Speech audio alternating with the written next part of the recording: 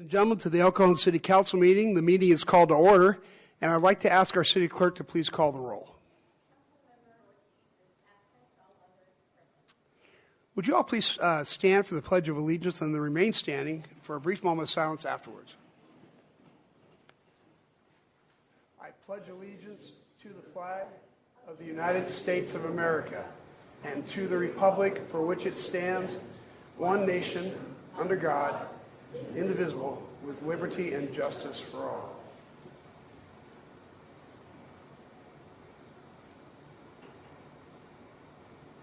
Thank you.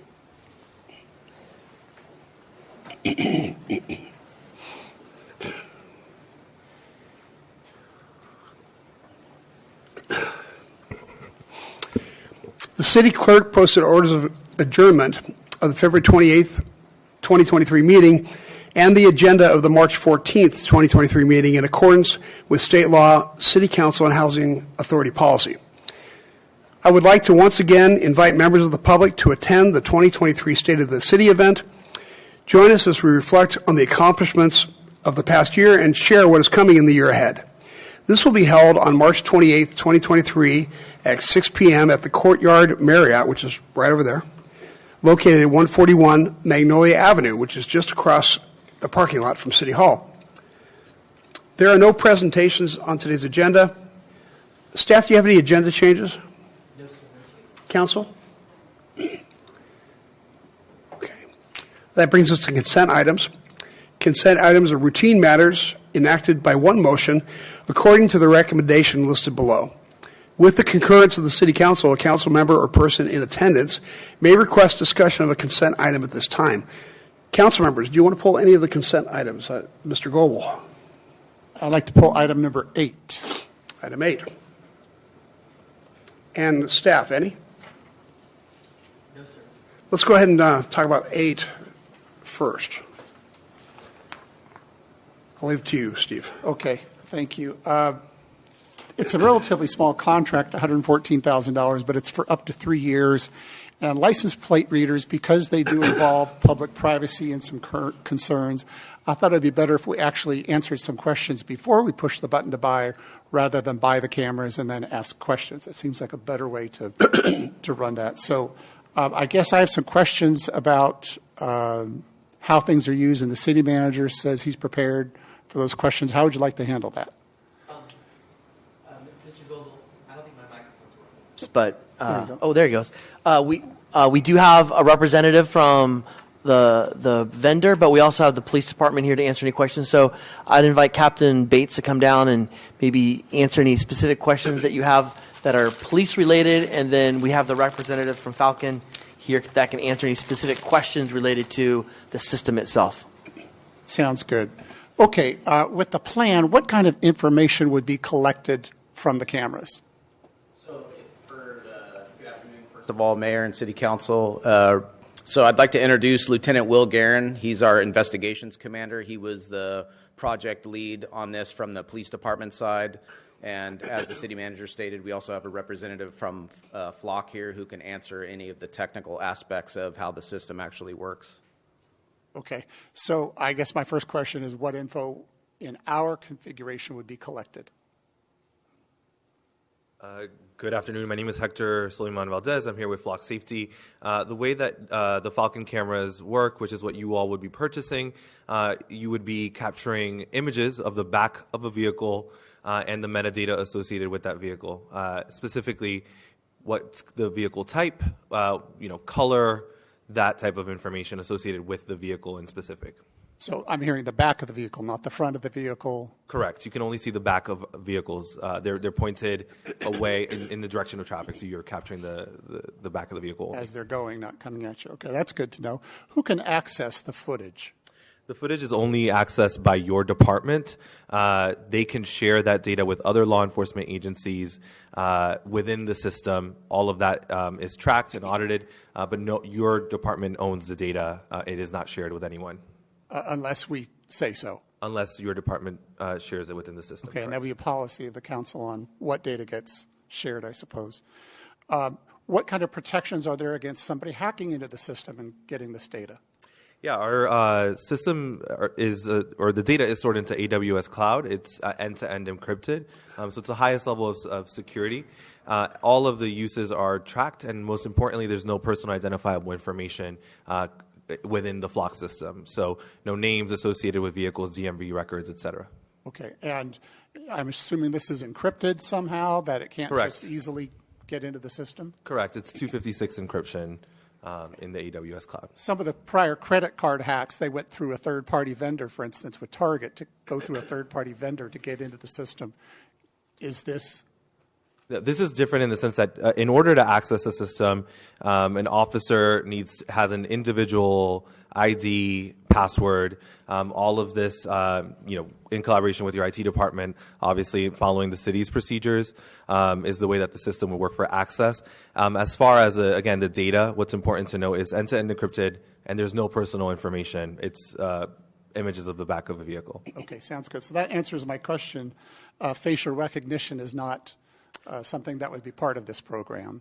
That is correct. There is no facial recognition. This is solely images of the back of vehicles. And does it carry any sound recording? There is no audio detection with the Falcon cameras. Okay, so gunshot detection would not be possible with this system. Correct. That's not part of that is not what you're purchasing. Okay. What's your sense on, just in general in society, where people are already on camera today?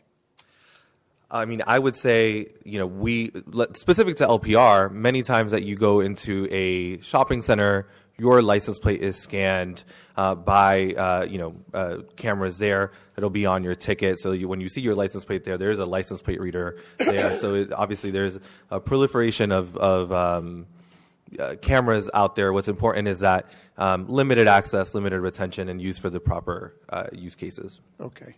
I think that answers the questions that the public would have on this thing. So probably one of the best features is it's catching the going away, not the coming towards you. I think certainly this is a no-bid contract, so we should let the public know because it's no bid, it's because we already have a Falcon system with the body cameras and Axon and things like that, right? Correct. So we are the only vendor that is partnered with Axon. Axon is your body camera provider. Our system, any of the evidence will now be able to be directly connected into evidence.com, which is the evidence system used by departments using Axon. So it seems reasonable to me that even though this could go out to bid, that it's sole source, just so that it integrates with our existing systems, which we know already have integrity. So I don't think we're taking any chances on that. I think that answers all of my questions.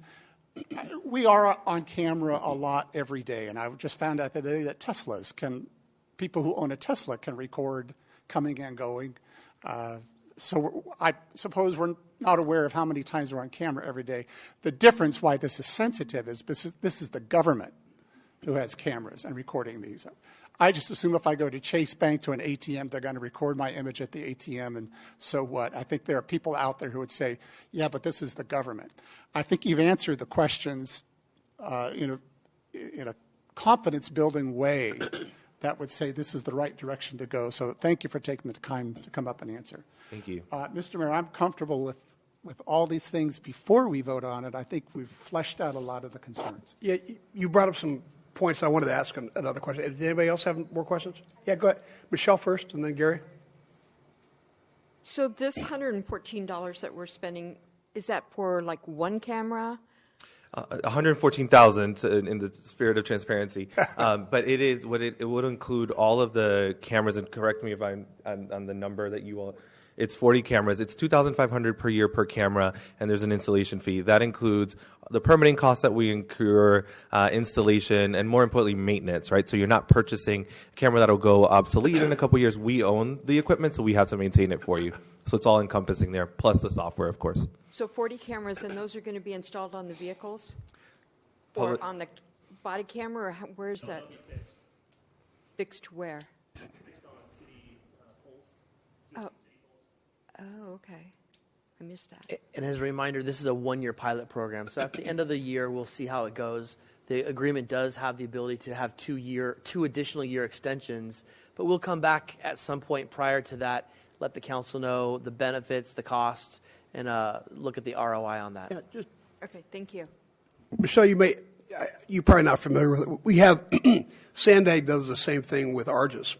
And basically, on overpasses all throughout San Diego, there is a camera that takes a picture of every license plate that goes under that overpass, and that's throughout the county. And then if there's a crime committed and the data from that, so if we want to place somebody and find out where they were that day, we can use that as part of the overall evidence gathering. So I think it's, and to be frank, there's been some concern about, the overreach of government and the overreach of technology and people's right to privacy and what their expectation of privacy is. So that's an ongoing concern. But does that explain it? Yeah, that explains it. And, my feeling is if you're not committing a crime, you don't have to worry about it. And, people complain about having all of these, cameras and government overreach, but, it's just the world that we live in. And so I appreciate you answering that, because we can't just go around going, oh, well, this isn't 1950 anymore. And people are committing more and more crimes, and we have to be able to have the tools to be able to solve those crimes, because that's what the community wants from our police officers, is to solve these crimes and to find the bad guys. And this is just one more tool for them to do that. Thank you very much. No problem. Thank you. Gary? Perhaps the captain could go over some of the high points and how these cameras will make the people of El Cajon safer. Yeah, for the police department, obviously, license plate readers are a force multiplier for us. 40 cameras in the city, being able to relay us information on vehicles that are used in the commission of crimes or vehicles that are stolen. As I stated, Lieutenant Will Guerin was the lead on this project from the police department side, so he can answer questions more specific to how the program is really going to benefit the police department. So two big ways, it's proactive and reactive. So proactive could be if a vehicle is stolen, it gets entered into the system as a stolen vehicle or an Amber Alert type of a thing. So when that vehicle passes through one of the LPRs, it automatically alerts the department to that vehicle. So that's a proactive. Reactive would be if a crime is committed, we could search the area for vehicles that were captured on the LPR and use that as a tool for investigation. Thank you. I actually think you've answered my question, so thank you very much. Steve? Mr. Mayor, I guess having been satisfied with number 8, I'll make a motion to approve the entire consent agenda. All right, moved and seconded. Please vote.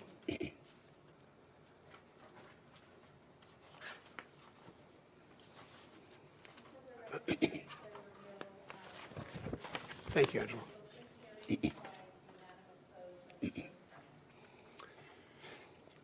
All right, that brings us to public comment. At this time, any person may address a matter within the jurisdiction of the City Council, Housing Authority, successor agency through the El Cajon Redevelopment Agency that is not on the agenda.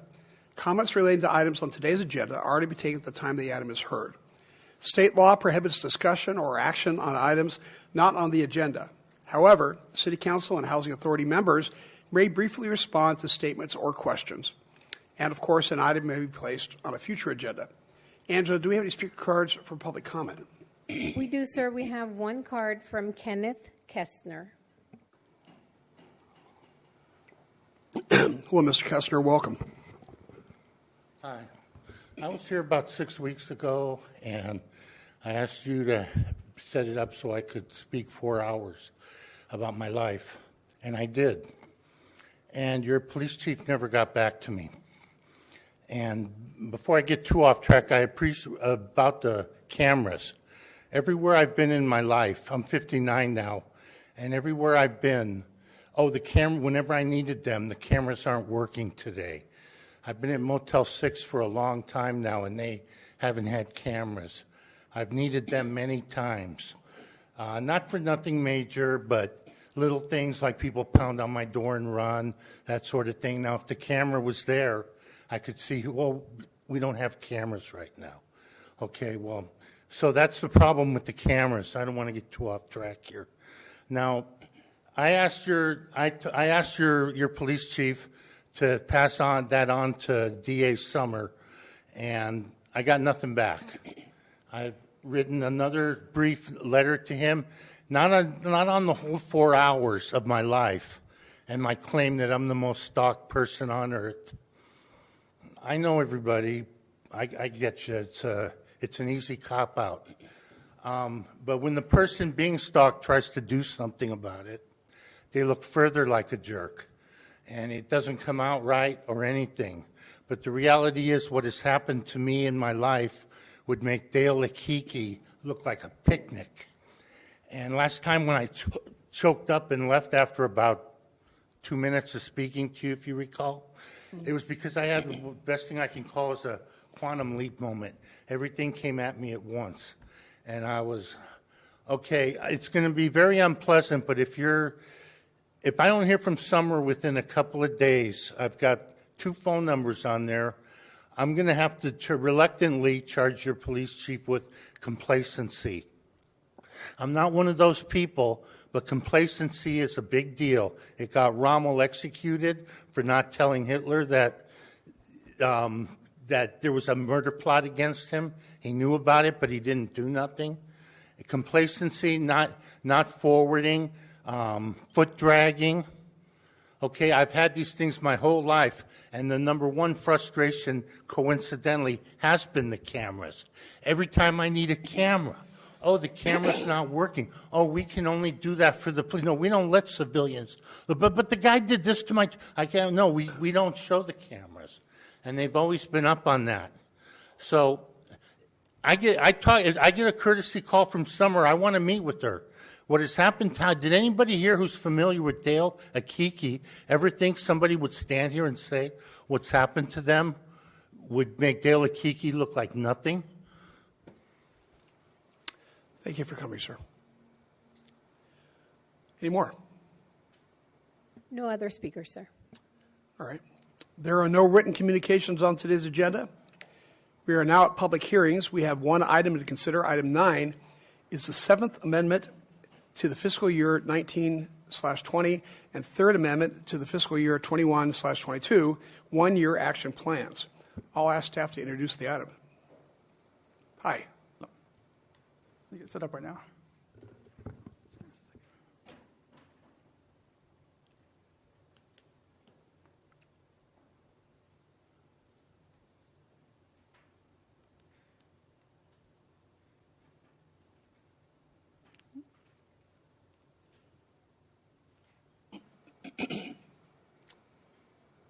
So you know when the technology doesn't work, you have to tell jokes. I don't have any jokes, sorry. Not ready today? Okay, next time. Next time. Okay. Great. Good afternoon, Mayor and Council members. This public hearing is to seek public input on the proposed amendments to the fiscal year 2019-21-22 annual action plans.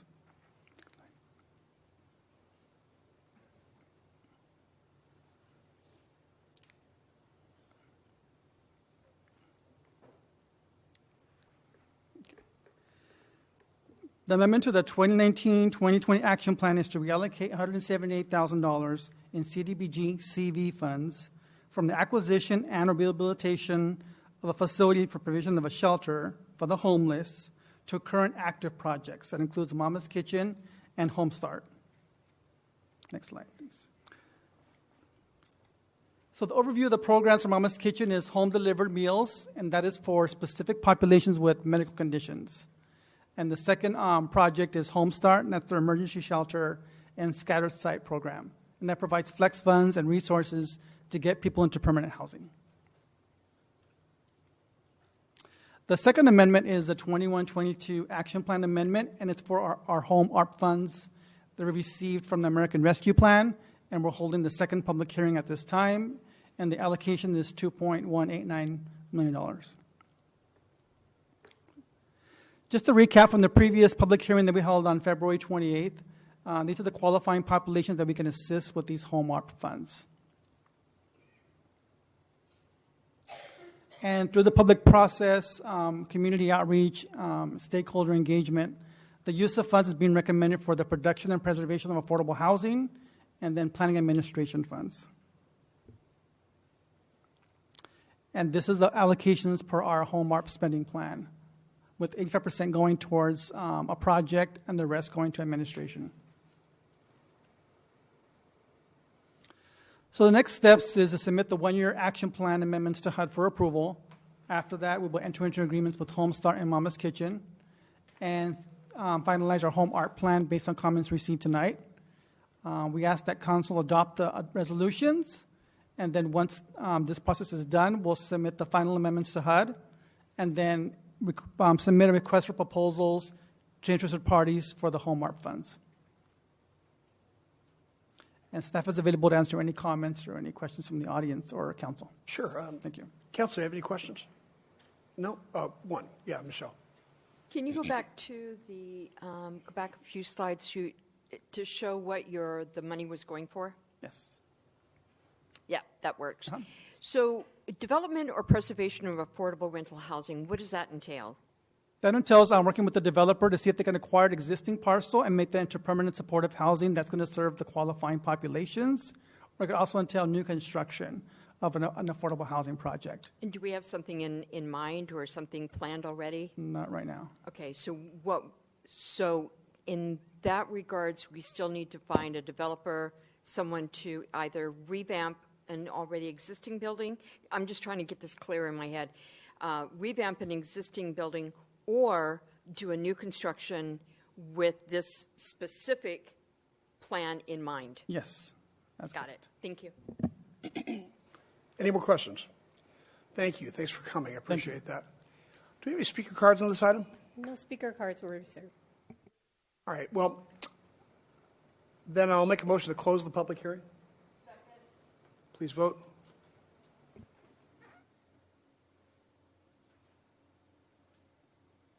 Any further discussion, or would somebody like to proceed with the motion? Sir, the motion to close the public hearing carries by unanimous vote of those present. Excuse me. Thank you. Okay, I'm back.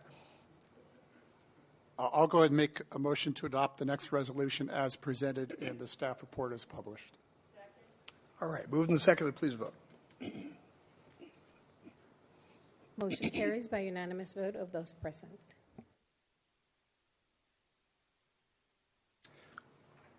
Before we go on, I noticed we got a lot of younger people in the audience. Not surprised. This is the hot place to be.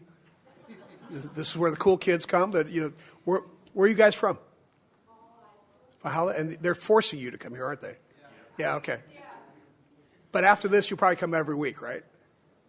Yeah. Okay. All right. Well, welcome. We're glad you're here. All right. Administrative reports. We have two administrative reports on today's agenda. Item 10 is to appoint a representative to the San Diego River Conservancy Board, and I will ask the city manager to please tell us about this.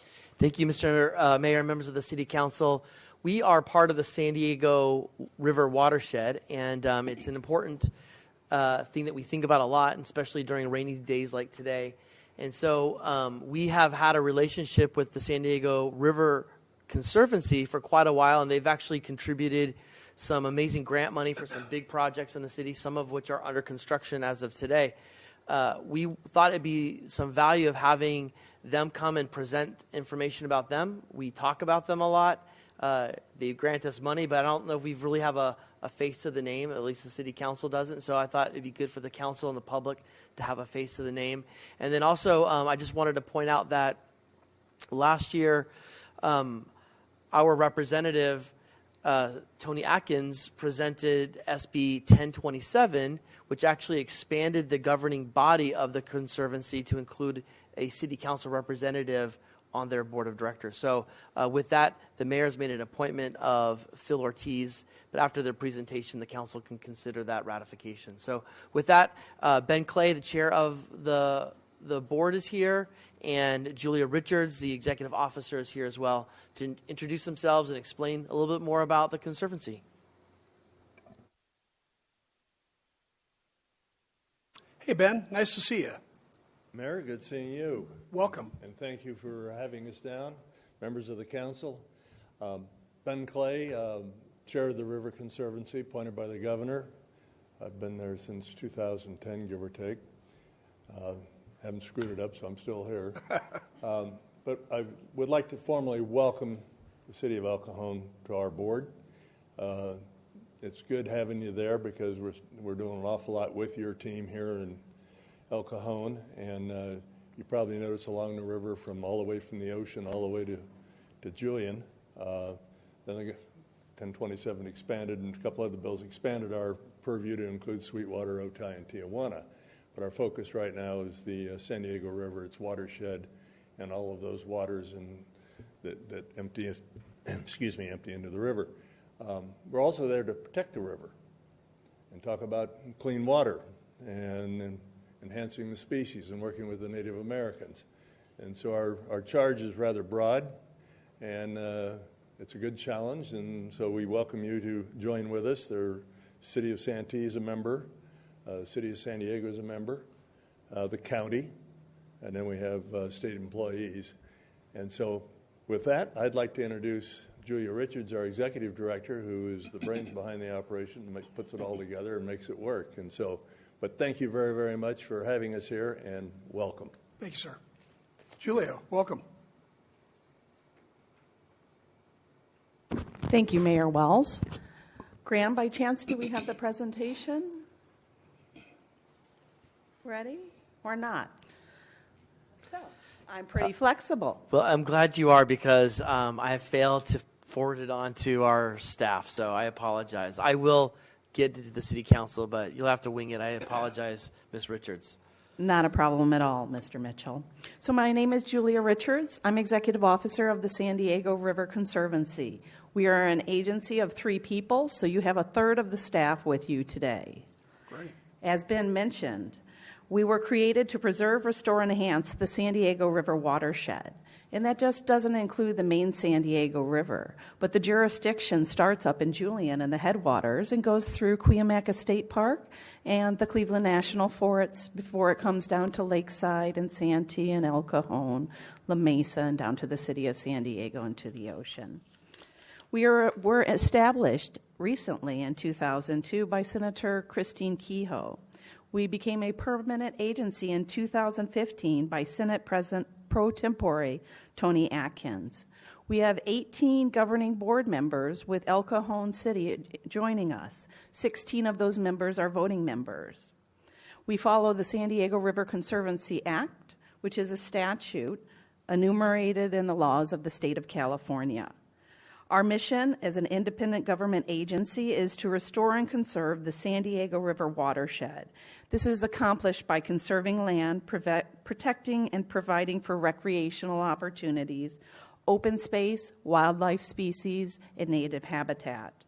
We also balance that with water quality and natural flood conveyance, and as my chairman mentioned, we also have established relationships with the Kumeyaay Nation and several bands within them. As I will briefly go through this presentation, I apologize too that I didn't bring it on a flash drive. We have 6 program areas. The first program we have is land conservation. Through our partners like the City of El Cajon, the County of San Diego, and nonprofit, we provide grants to these entities to acquire and conserve land within the watershed. We have provided grants and conserved over 200 acres within our 20 years. Our second program is recreation and education. As Mr. Clay mentioned, we're looking to do a San Diego River Trail that connects Julian to Cuyamaca State Park, to El Cap Reservoir, to Santee, to El Cajon, eventually to the Pacific Ocean. We average about 10 miles every 10 years that we put in through our partners. We have several grant programs within the Conservancy.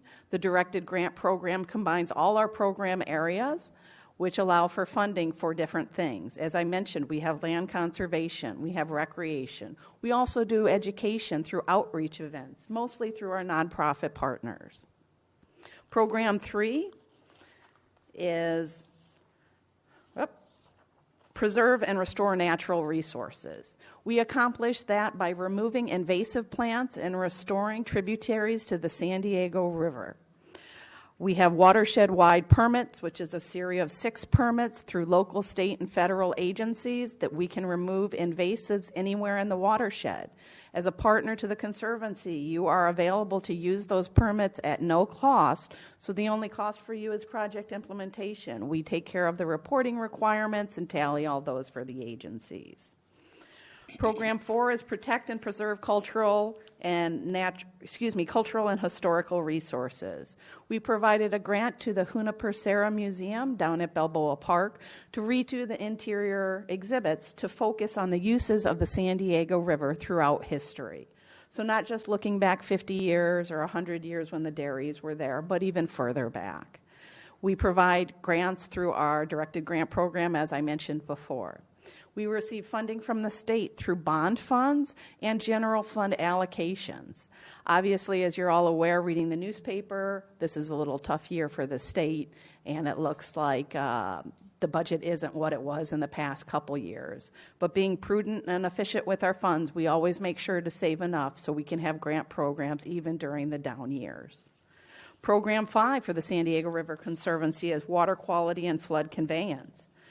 These types of projects reduce the risk of flooding, also include water quality analysis by nonprofits like the San Diego River Park Foundation and the San Diego Regional Water Quality Control Board.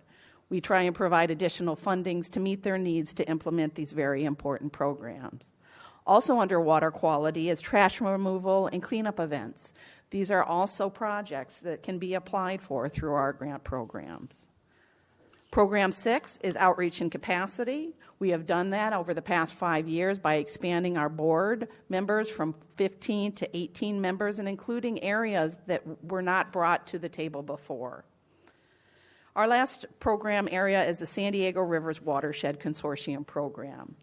Like Mr. Clay mentioned, it was Senate Bill 1301 in 2018 that added authority for us to work in the additional watersheds of Sweetwater, Otay, and Tijuana River to help restore those areas and improve public access. Those are the 2 key goals when we look to those watersheds of how we can better help them. And my last couple slides, I'm just going to hold these up, show the logos of our various partners, whether they're nonprofit, government agencies, or the Kumeyaay Nation. We partner with everyone. We look to provide funding to disadvantaged and vulnerable communities time and time again who've been left off of the funding cycles. So that's why we're here. I've worked with your different staff members and public works and resources, and they're a great group of individuals, very professional. One of my favorite groups to work with along the river. I'm here to answer any questions you may have about our agency, myself, or anything that we do along the river. Thanks. Very nice presentation. Any questions? Steve? Grant, is this the agency we got that grant money last year? We've received several grants from them. One is they're helping to fund the Broadway Creek Restoration Project. Yes. They're also helping to fund a roundabout project. And they're also funding a fire truck. Yes. Fire engine.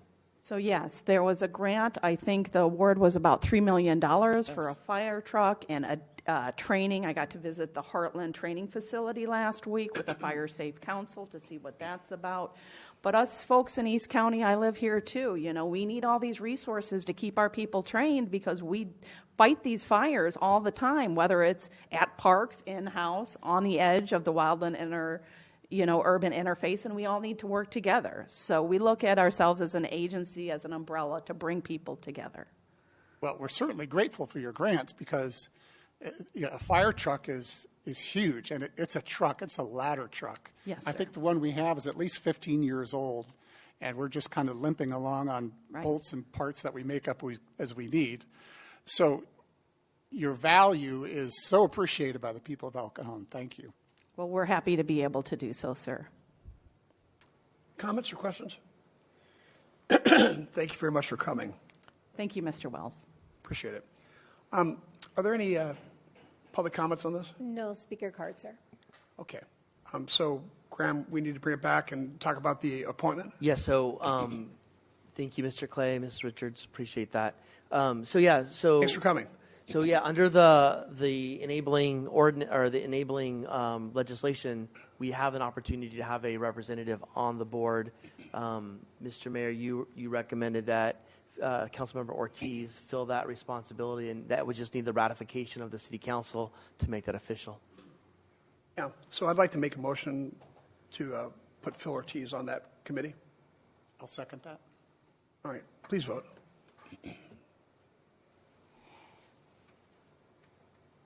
Motion carries by unanimous vote of those present. All right. Graham, anything else on that one? No, sir. Okay.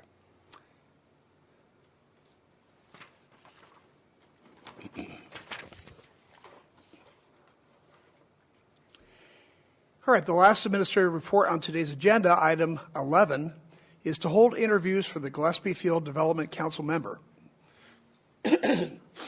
We have one seat available for a term to expire on 3/18/27.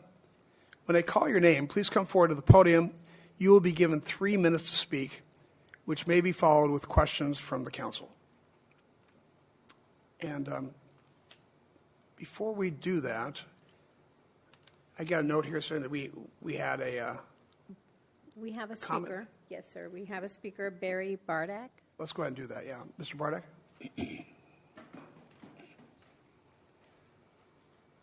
Hi, welcome. Afternoon, Mayor Wells and council members. I'm Barry Bardak, resident of the city of El Cajon. I've spoken to you before in opposition of the Working Family Ordinance and the negative economic impact it was going to have on the city of El Cajon. I've been deeply involved in Gillespie Field for many decades now. I want to recommend Mr. Wheeler North for a position on Gillespie Field Development Council. Mr. North is at the airport every day, 7 days a week, and understands Gillespie's economic importance to the city of El Cajon. Mr. North has significant experience in government boards and committees, and as a college professor, he taught technical courses. He will use that experience to the benefit of the city of El Cajon and Gillespie Field. Mr.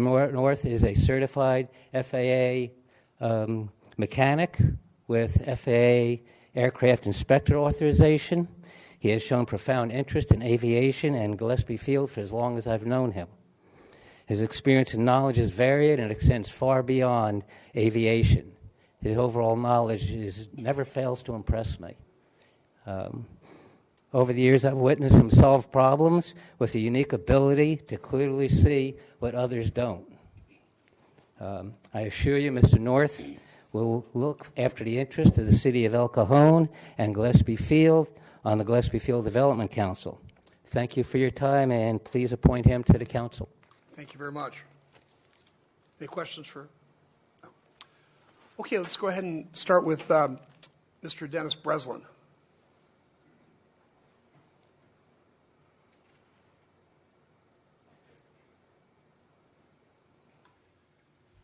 Mayor Wells and council. My name is Dennis Breslin. I'm the president of the Gillespie Pilots Association. And just a little background on my aviation career. I started out aviation as a parachutist, actually, for the U.S. Forest Service, jumping onto forest fires as a smoke jumper. Then 7 years U.S. Navy as an active duty pilot during the Vietnam era, and 6 more in the U.S. Navy Reserve, retiring as lieutenant commander. Then 31 years American Airlines. I retired as a Boeing 777 captain in 2008, and for the next 10 years I ran the aviation program at San Diego Christian College. So I came from all that stuff to be a college professor ultimately, and I've been the GPA president for almost going my 4th year. I threw my name in the hat for the GFDC because I'm pretty well connected to the airport, in a lot of different ways. 2 aircraft there at Gillespie Field. I rent a hangar and a tie-down space, and I have a simulator there, and these are all for Plus One Flyers, which is the largest aviation club in America. But here's my issue with the GFDC and the county airports. Whether you know this or not, we as pilots understand that the airport's falling apart in a lot of different ways, and primarily that's because no one's investing any money. That 70 acres that's sitting out there is and Barry did mention the 70 acres, the Working Families Ordinance and how that doubled and even tripled the cost of labor in some of these places. So now you have people who have tens of millions of dollars they're willing to invest, but they will not and cannot because, first of all, they can't qualify for loans without a good county lease policy in effect. The lease policy is in a shambles, and we've been paying on them for years. They got 2 leaseholds, Sky Harbor and the Dennis leasehold, which have gone vacant, and now the county's running those leaseholds. I think that's improper, and the county shouldn't be competing against commercial enterprises running big FBOs and maintenance facilities and other leaseholds at Gillespie Field. That should be a private industry. And unfortunately, because these leaseholds are 30 years and they're not approving any extensions, that's their own interpretation, not state law. You can't get an extension on your loan. So if you wanted to build a $30 million building, you can't amortize that in 30 years. You have at least 50 years, and now they have a successorship issue and doesn't allow them to bid on their own leaseholds so that they have to walk away from all their own property. That's the main issue with Gillespie Field, and I think El Cajon hurts because of that. There are literally tens of millions, if not more, waiting to be invested, and it's going to be sitting there until the lease policy is examined. So the position that I feel like the GFDC is in the position to make those recommendations and require county airports to comply with those things. And so if you have any questions for me, I'm certainly available. Let me see if there's questions. Questions? Nope. I'm just curious.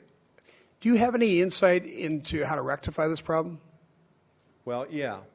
If we could get the Director of Airports to meet with this county stakeholders, GALA, the Gillespie Airport Lessees Association, sit down and work this out. Whatever their issues are with allowing 50-year leases with successorship, I can't imagine what they are. Because what happens is, how can they look at Gillespie Field, which funds all 8 county airports from the revenue that goes into the Airport Enterprise Fund, and it's been flushed with cash because of the revenue from Gillespie Field? Well, the Working Family Ordinance pretty much put a stop to that. We all fought against that and lost, but we mitigated the worst effects of it. But unless they open up that policy that will invite investors to put money into Gillespie Field, it's not going to go anywhere. So that's the number one thing. Sit down and meet with these guys, find out what their objections are to a 50-year and successorship and extensions, and replace whatever the current policy is with one that will work. You believe the county's open to that kind of negotiation? I don't know. I think it's Public Works. It's real property. They're the ones that are holding things up. They're the ones that haven't really wanted to meet with anybody. So rather than fight with them all the time, if we have to go around through the Board of Supervisors to get a policy put in place, force it, if you will, down from the top down rather than working with the stakeholders on the way up. That would be I would rather put it this way, through the GFDC, to run it through channels and make it work that way. But we need to get the county to cooperate. Well, thank you. My pleasure. I appreciate you coming. And then Wheeler North. Hello, Wheeler. Good afternoon, Mayor Wells and fellow council members. My name is Wheeler North. I'm a retired community college professor. Our programs out at San Diego Miramar College include our graduates become pilots. They become drone pilots. That's our newest program. And, of course, aircraft mechanics. That's the biggest part of our operations out there. I also spent about 20 years working in career technical education leadership, representing our faculty throughout the state of California, primarily in Sacramento, as well as locally, on not so much on bargaining issues, but on academic and professional issues, such as determining curriculum and faculty qualifications, those types of things. I also spent a lot of time presenting on leadership topics and academic topics to our faculty. I, too, have been a tenant of Gillespie Field for over 33 years. I've built 5 airplanes there. I have maintained many other aircraft. My primary focus there, because I don't want to compete with my graduating students, has been to provide diagnostic consultation for both my fellow aviators as well as many of my past students. And in fact, I interact with them all across the nation now. I have landed at over 270 airports in California, as well as numerous airports in all 48 states in the lower 48. And I say this because I think I'm qualified to tell you that Gillespie Field is a remarkably unique treasure among airports. There's nothing like it out there. We have to remember that our airports are ports. They're ports of call, just like the Port of San Diego, the Port of Long Beach. They represent a substantially large and diverse spectrum of business and industry. And Gillespie Field is a rare airport in that it has it all. There's research and development happening there. There's manufacturing. There's medical and municipal operations, flight training, and other educational opportunities. There are youth opportunities happening there. Of course, maintenance, all kinds of maintenance opportunities are happening, as well as the multiple sectors of transportation, all happening at Gillespie. And in fact, really the only two things that aren't happening there are commercial airliners and spaceships. I'd love to have the spaceships there. It is a bridge between San Diego County's community. All the tenants there, the employees, the business owners, and travelers from all over the county, they come to Gillespie Field, and consequently, they bring their business here to El Cajon. I'm very passionate about this airport, about ensuring its capacity to thrive. I believe that my professional background, as well as my personal background, make me an excellent addition to the Gillespie Field Development Council. I thank you for your consideration and ask if you have any questions of me. Let me see if there's questions. No? So, Mr. Breslin painted a picture that was a difficult situation with some of the new county ordinances that make it difficult to do business at Gillespie Field. Do you think that that's the right view of that? And if so, how do you propose making that a better situation? Well, I would suggest that irrespective of ordinances in place, the most important thing is to develop a rapport and a culture of willingness to work together. Unfortunately, we often get regulations and laws handed down to us from above that put many of our staff members, administrators, et cetera, in fairly awkward positions.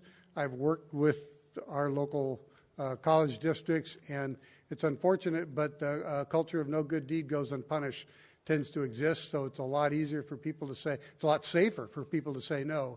So I think the first thing we really have to do is continue to build rapport. I think there's a lot of rapport between the Gillespie Field and the city of El Cajon. I think we need to expand that further, and we need your help to do that. Frankly, we need everybody's help to do that. If the county feels like they're backed into a corner, there's a reason for that. So we need to diagnose what that is and help them become partners in the relationship. If it's adversarial right now, we got to undo what's adversarial. So that would be my first order of business. Thank you, sir. I appreciate you coming. Were there any more speakers for this? No, sir, no more speaker cards. All right, so at this time, discussion will remain between the council and staff. Council thoughts? Yeah. Mr. City Manager, can you remind me what this position does?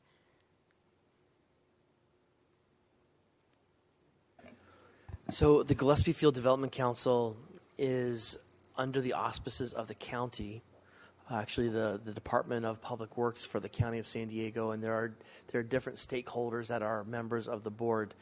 I can't remember if we have one or two positions, but this is one of those positions that would represent the stakeholders of El Cajon to that organization. So they're sort of our liaison? Correct. Okay. One other comment. No, we're not going to have spaceships going out of there because I'm right in the flight path, okay? It's bad enough with the corporate jets, at 11 o'clock. And my husband works for General Atomics, and I know that their jets come in from time to time because they're located there. So I just thought I'd put that out there. Thank you. That's all the questions I had. Thanks.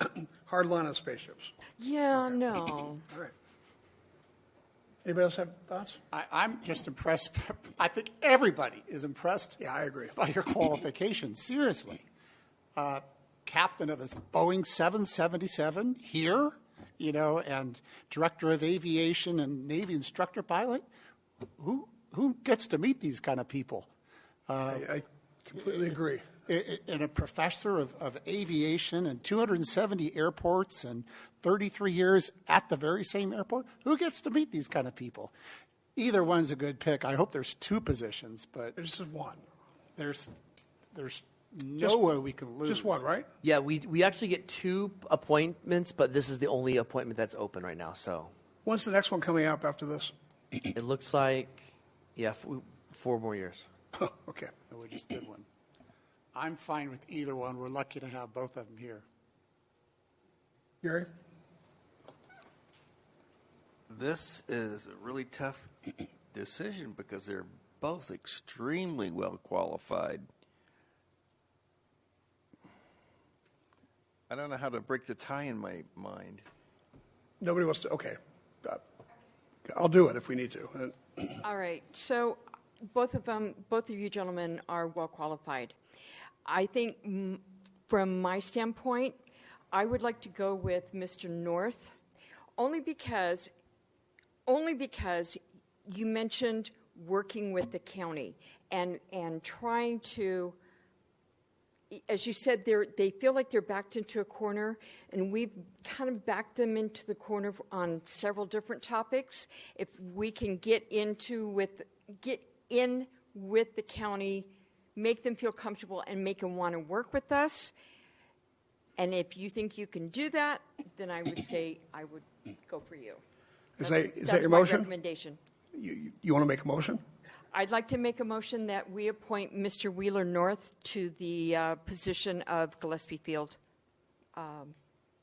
Commission. Is there a second? I think we need a second. You want a second? Oh, I'd be happy to second. But I got to tell you, I wish we had commissions filled with guys like you, and people like you. People that are experts in their field, that are willing to give their time to make the community a better place. Please don't go away. So I will second and put up for a vote.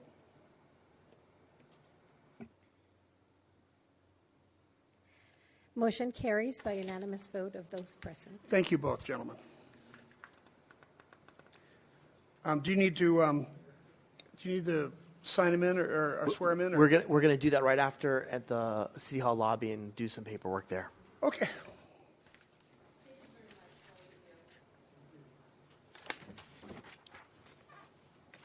All right, we're at activities report. Mine is as reported.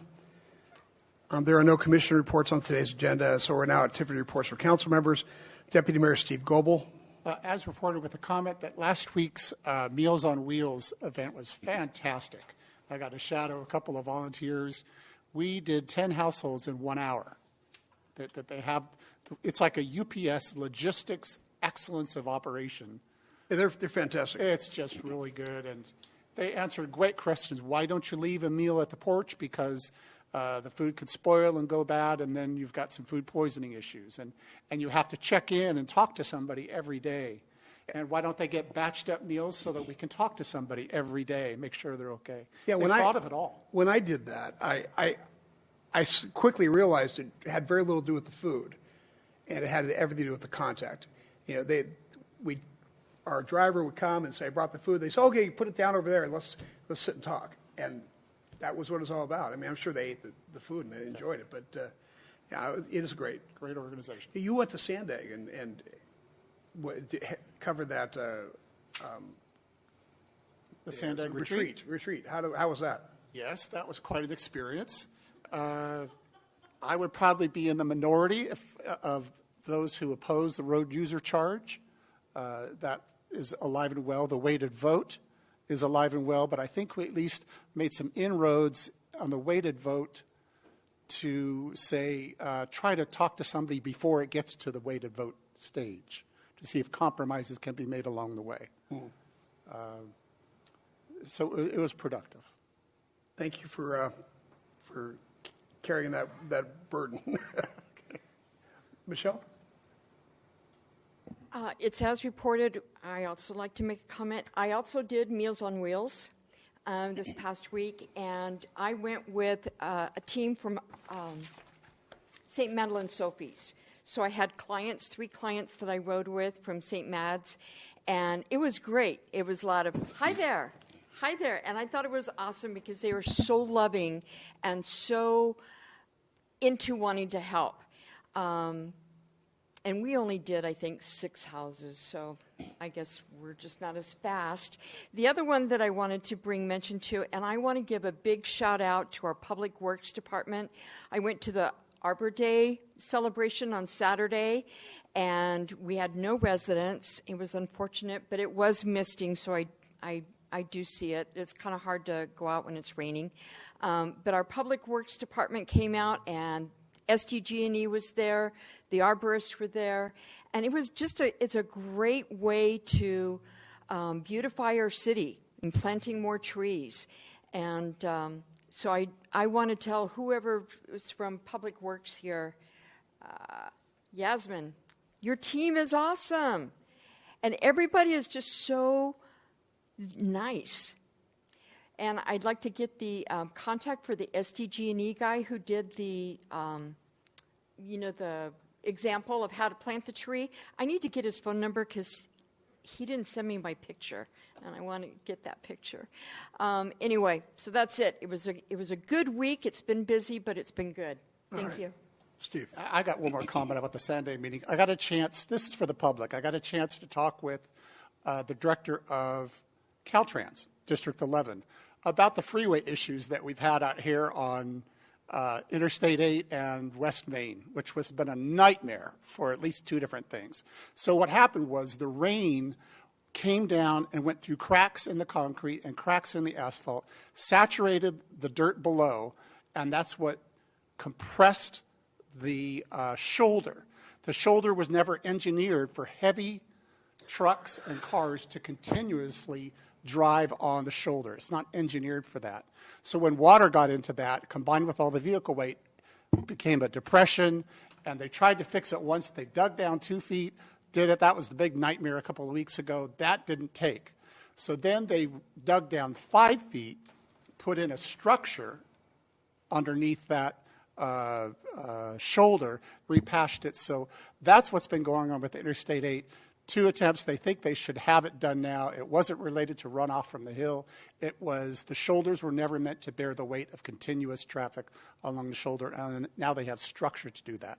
That whole project is to replace the bridge decks, which they've done, and I think he said they're on track for about 3 more months of work, and then we're back to normal. So that's what's been going on at Interstate 8.